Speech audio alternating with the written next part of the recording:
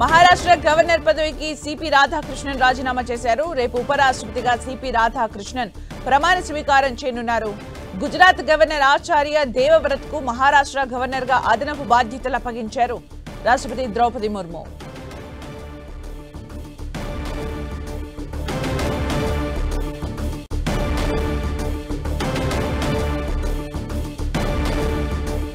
Maharashtra governor పదవికి CP Radhakrishnan రాజీనామా చేశారు.